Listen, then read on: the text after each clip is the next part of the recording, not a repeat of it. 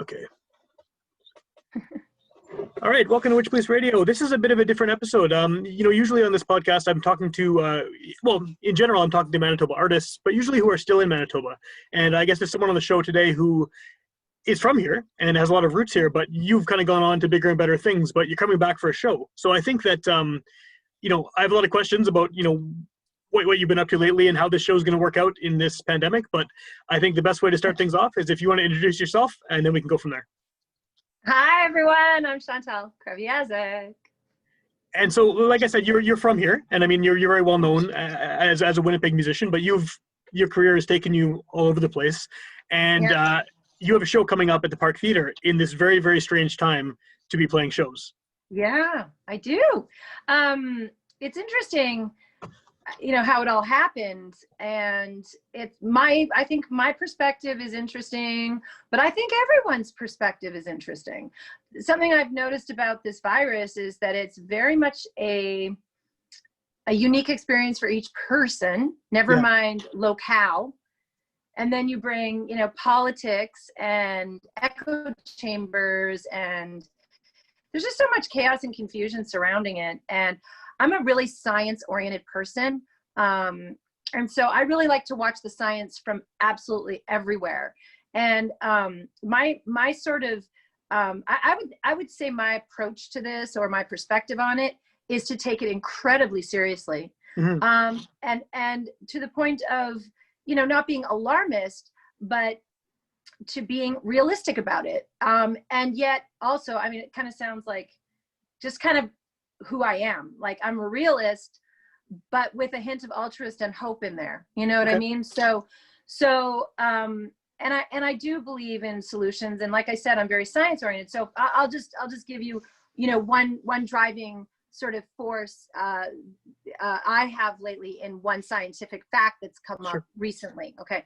So for example, I read a wonderful article on how wearing a mask is not only the cheapest, safest, most uninvasive way to sort of protect yourself from getting the disease, the virus, but it's also a way of creating immunity.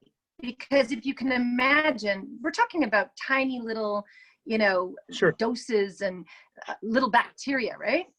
And so when you wear a mask, it's still getting to you. People think if you put a mask or two masks on or something that you're not getting it. You are. Sure. But it is the beautiful silver lining of this disease is that it is a dose-oriented disease, okay? So what that means is that you put that mask on and it's still flying around you. It's on your this and your that, and you're getting a little bit in your eye, wherever. You can't avoid it entirely, but you're essentially creating a micro dose of antiviral protection. So it's like a vaccine.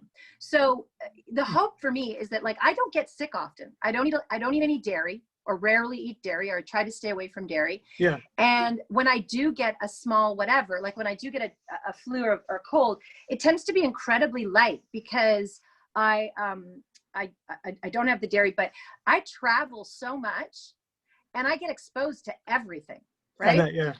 Right. And so this disease has reminded me that, we were getting a little bit too loosey-goosey. We were going everywhere, touching all the banisters, kissing, hugging, blah, blah, blah, blah, blah.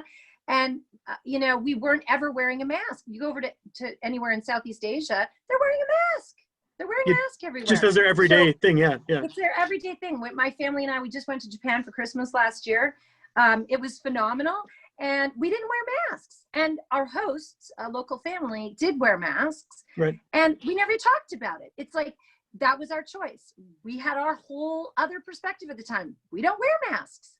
But they did. And we respected them. They respected us. And so I don't judge people who don't want to wear one. But like last night, I ordered food, for example, and this guy came to deliver the food. And he was a really heavy guy. And he didn't have a mask on. And I was like, hold on a second. So I'm wearing a mask to receive my food from you, but you're not wearing a mask. And I wasn't judging it, but I wanted to get inside of his head. So he said to me, I just wear my mask when I deliver to elderly people. And I said to him, okay, well, that's sort of, you're sort of there because elderly people are more vulnerable. Yeah, for sure they are, yeah. But it's a little bit hopeless about this. Yeah. But the thing that's a little bit, not hopeless, but a little bit disconcerting about this disease is also that we don't know who's more vulnerable. We don't know. I watched one thing on Bill Maher one day where he had a nutrition specialist on, and she said it has to do with what kinds of fat you process in your body. She had a whole dissertation on that. So it's gonna take years and years to understand why would someone under 50, under 40, under 30 respond badly to this disorder, this disease. But so I said to him, I was like, you don't know though, like, what if I have a thing, And he was like, yeah, I guess. And I was like, we just don't know. And I was like, you know what? If you put on a paper mask, and even kind of loose, like I kind of pull mine a little bit, I said, you're going to get a microdose. You're going to develop an immunity to this disease, and you're going to keep everyone safe and yourself safe, And he goes, when I wear a mask, it's to protect you, not to protect me. And I was like, okay, so right now you're not protecting me? Like, I just don't even understand that. Yesterday, Sam, I traveled from Cranbrook, BC to Regina. Okay. I started my travels with an N95 and a paper mask on my face at 3:00. And I did not finish, including leaving the airport after renting a vehicle, until midnight, Regina time. So that meant that I had a mask on, an N95, like really the heavy duty one. Yeah. Okay. For 9 hours. Yeah. And you know what? I'm fine. I don't love it. And every once in a while I take like a little breath out, and, I did get a drink at one point, and a tiny cup of food. So maybe there was 15 minutes total that I didn't wear it, but you know what? I'm fine. And I could do that every day if I had to. I don't feel that it compromised my quality of life. I felt like a good citizen, and I felt like I'm protecting myself and other people, and I'm fine with it. And like, I don't know. I just feel like I've traveled a lot in the world, and God, travel's so important because, it's not such a concession. People think it's their right, and I don't want to be political about it. And it's like, it's hammering my rights to my freedom. It's like, dude, you haven't seen what it looks like to not have your freedom. You have no idea. Why don't you go up north even, or, go visit it, go see what it's like to not have freedom, to be born at the beginning of the marathon and barely ever take a step. It's a minor inconvenience to not wear a mask. And seriously, and the thing is, like, you end up missing out. Like, put a loose paper mask on and develop your immunity, go out, do things, Go to a show. Go to a show. So I wanted to ask you, actually, how is this? I mean, because a lot of people I talk to on this show, I mean, it's all local for the most part, Manitoba artists, and there's a lot of, varying range of, I guess, level of success. There's people just starting out. There's people who've been touring for years, and everyone's been impacted, like you said, by this in some way or another. How has this affected your ability to tour? Because, I mean, province by province, the rules are different. And again, that's the other thing. Like, I sort of touched on it when I was starting to rant. Everybody's got a different, they're at a different stage in this. When I played Cranbrook last night, they haven't had COVID yet. Right. There was one guy who left the town and called back and said, hey, I just tested positive for COVID, but no one in the town has ever had it, and he didn't pass it on to anyone. So that's a place that is free of it. But I love Cranbrook. It's a really special place. It's very beautiful, and the people have such an air of mindfulness and community about them. And, I found it to be like quite conscious in how they approached the show. It was only 50 people, and people were at tables, and they were really spaced. And I noticed that the people at the front, smartly so, put their masks on because, I'm right there, and I was way more than 6 feet away from them, but I am singing. I tend not to be very, aerosol-y or spitty when I sing. I'm not really quite like that, but I think good on them for doing that. And I have to say, Sam, it was one of my favorite shows of my life. I'm not even kidding you. It was so freaking amazing. They hadn't had a show in 202 days. Wow. The wonderful presenter got up to introduce me. He broke down, because it's so meaningful. I don't get to go to concerts that often, believe it or not, because I'm somebody who's on stage a lot, and I have kids. So when I'm not on stage and I'm not performing, I'm with my family, or I'm working from home on my craft and so on. And you know, when I go to a show, it's a spiritual experience. I don't even know how to describe it, spiritual experience, but I'm transported, you know. Sure, yeah. And it really it's transformative for me. I can't believe when I watch people play, I'm like, wow, do I do that?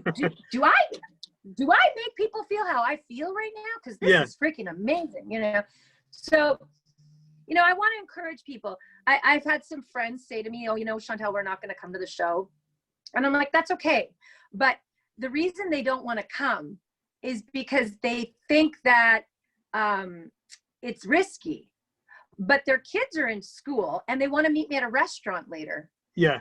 And the funny thing about that is that this is so much safer than, not to put down restaurants, because I think you can do that safely at your own risk as well. And I'm not at all judging anyone going to a restaurant. I personally don't want to go to a restaurant. I would rather order my food, and you know, that's how I'm approaching it on the road, especially because I want to limit my exposure. Sure. So everybody has their own sort of cap, right? Like, well, I've done this. I don't want, you have to limit your movements. But I will say that this kind of experience, coming to see my show, for example, if you wanted to, you could put your mask on, put your hands in your pockets, walk in, sit down, watch the show for an hour, and then via a staggered exit, leave. You don't have to touch anything or anyone if you so desire. The only thing that would touch is your butt in your seat. That's right, yeah. And you could probably bring a wipe and wipe that down if you wanted to, and nobody would be offended. So, you know, you can order a drink. Yeah. I actually put the sort of guidelines up on my Instagram if anybody wants to check it out.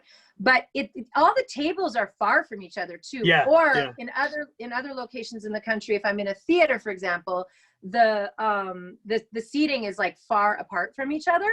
So that's not like, I don't think that a restaurant could compare to that kind of supervision. So I actually think it's a great evening out, and it's not long. And I think that it would just be for people who are feeling that, like, you know, I haven't seen live music or a live show of any sort in a long time. I think it's a great opportunity. And my whole MO is, it's not politics. It's not meant to push my opinion on anyone, but I just want people to remember that if at the end of this, we haven't supported the arts and we haven't supported the venues who help people like me on our way up, you know, it's over. We can't come back from that. The rebuild is going to be, you know, it's going to be all in the government, which is another problem because the government has other problems that probably appear bigger. We're going to lose. We're going to lose a lot. It breaks. It's already happening. Venues are already closing, and bands are breaking up, and everything. Yeah, sucks. It's heartbreaking, and I'm a lucky person because I'm an established artist. So it's probably not ever going to break my career. You know, and I say that humbly and hopefully, you know, but that's the truth. It probably will not break me. But for other people starting out, for whom that venue is serving day in and day out, that's scary. A disaster. That's a tragedy. Yeah. You know, and people's very purposes and life forces are going to be you know, dismantled, and when that happens, it impacts the community. We need music, and we need that kind of connection. It's something a little bit, I always think that it's something a little bit bigger than us, and that it is actually quite important. Well, I was going to ask you, you know, at the level you are now, you know, you've had a long career, you've had a successful career. How does it feel to play these kind of intimate shows again? Because it's probably been a while since you've been able to play a show with a small audience, kind of, you know, in very close quarters like that. You know, I started in bigger venues. Some of my dates early on, showcases and stuff, were peppered with little ones, but I didn't do like this sort of, you know, touring thing and then get a record deal. I wasn't very known at all, actually. Right, I was just, I sent a song into a record company, and you know, everything sort of happened. But I mean, throughout my career, you know, I've had opportunities to play at pretty much every type of venue. I played at the Forks for 100,000 people, you know, with the Hip in like whatever, 2004 or whatever. I've played, you know, no, that was even earlier than that. You know, where I've played tiny venues, often for like really, you know, weird private performances, and I have played intimate venues. So, the thing I'll tell you about that, Sam, is that every show is different and takes on a life of its own. So, for example, my first show on the island, Vancouver Island, was like, wow, that was so touching. Okay. Then I played the same venue the next night, probably one of the worst shows I've ever played in my life. And I'm going to go ahead and blame it on the fact that I made the terrible calculation, the terrible error of watching the presidential debate just before I walked on stage. Oh yeah, that'll do it. Yeah. Sam. That would do it. I mean, lesson learned. No, I can't do that ever again. Yeah. So, although now we know we may not have another presidential debate. That's true. Depending what happens. Yeah, it might be the last one. Yeah. But anyway, so that was bad. And then last night, my third show of the tour, I went and played in Cranbrook, and like, dude, it was like magic. It was spectacular. So something happens that we can't as artists necessarily sort of control or predict. And I just try to go out there as prepared as possible, and do my best every time. And, it's sort of like catching the light, right? Yeah. You try to catch the light, and that's the narrative in my mind when I'm up there. And man, did we catch some light last night? Was it last night? No, it was 2 nights ago. Two nights ago? Okay. It was so magic, just so spectacular. What's it like for you to come back to Winnipeg and do shows like this? Well, I think it's different for me now than it used to be. When I was younger, my brain was different, Sure. So, sorry, I have to. It's okay. Whoa, I have to hold and accept. I have to decline a call from my father. There you go. Shoot. I'm glad this is taking priority over your father. Thank you. Yeah, well, no, I am in the middle of a podcast. So I don't think I can take that's right. I could call him right after. After. But anyway, so I used to be like freaked out, but I think that I'm a different person now. Like I don't even think I have the same brain pathology. I don't think I have the same narrative. I don't think I'm the same person. I think we're always a new iteration of ourselves throughout our lives, our careers. And, it'd take a lot to like even a bad show in my hometown, I shake it off. It just doesn't define me, Okay. So much other stuff defines me. And I think I've had enough experiences where like, I know what I'm capable of. I know my potential, and I've had so many impactful and magical experiences that that's always my goal. My goal is to sit down at the piano and murder it and have an amazing evening. Of course, I have a little extra desire to connect in a Winnipeg crowd. I have friends and family there, and people have followed my career on an extra special level. Sure. And so it is a little bit more meaningful, but I think overall, Sam, it's just a lot more enjoyable for me now. I don't feel the same insecurities or stresses. I feel so much more confident, and I enjoy the process so much more. That's awesome. That's a good place to be in, I think, at this point, to not have to worry about that. Yeah, for sure. It really is. Yeah. So have you played the Park before? Did you play the Park last time you were here? We did. My husband and I played it. We loved it. We just loved it. Really cool venue. Yeah, and I remember leaving and saying to Eric, the presenter there, like, and that was a really special experience because it was for our film, blah, blah, blah, blah. Yeah. But like, I remember saying to Eric when I was leaving, I was like, yo, I want to play at this venue. Like, I hope I come back. And he was like, oh, that would be great. And of course, at the time, I was thinking it's probably a little small for me to come back and play as a solo artist. But you know what? Here we are.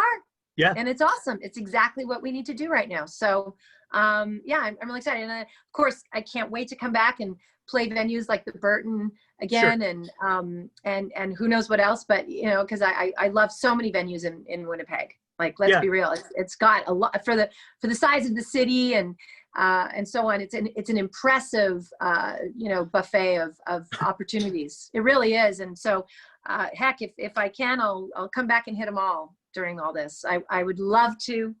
For me right now, it is not about the money. I hope to break even on this tour, but for me, it's about, I get the cool thing about my life now, Sam, is that like during the day, I'm on my Zoom writing sessions. I'm working. It's almost like a work vacation in a weird way to me. Okay. And so my life kind of continues on, even though I'm on the road doing these performances. So it's really neat. Of course, I'm away from my family. Yeah, that sucks. Yeah. Right? No, but it's good too. I mean, think of all the laundry I don't have to do right now. True. Just True. think Yeah, about yeah. it, Sam. Just Yeah. think about it. No, but you know, this really is about,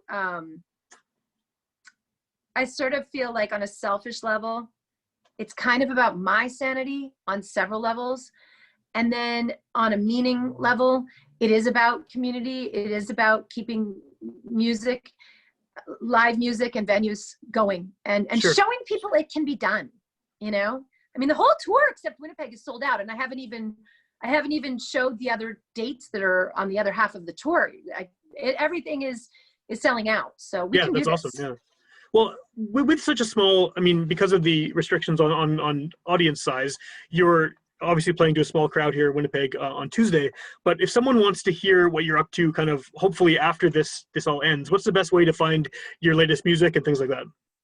You know, I keep mostly to Instagram in terms of like posting and communicating with fans. I'm really good on my DM. If anyone wants to talk, if anyone's hurting, if anyone's just wanting to bounce off, you know, ideas off of me or what they're thinking and feeling about all this or whatever. I'm really, really into that right now.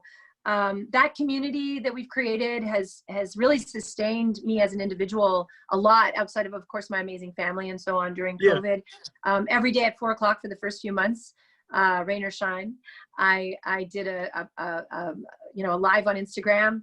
And I love that it brought, you know, people together from around the world to support each other. A lot of people made friends they never knew they were going to make. And of course, we had a lot of fun. And I always played a couple of songs.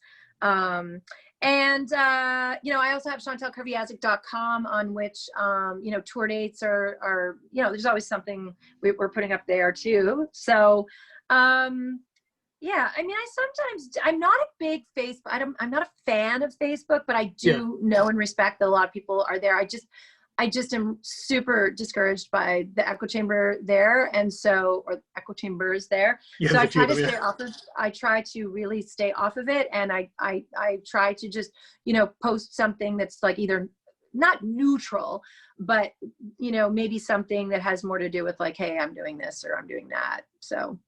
Okay. And I do have a Twitter account. That's where I get angry. Pay no attention if you don't want to see me my rageful side. I think that's what everyone's Twitter account is for, right? Just to get angry and yell at politicians or celebrities. Yeah. Right on. Well, I have no doubt you're going to sell out the show in Winnipeg because, you know, it's a hometown show and people are, like you said, kind of aching to get out and see live music. And hopefully you can make a return back here. And then once things have changed, hopefully if they change with COVID, and then I'll just keep playing everywhere you guys ask me to play.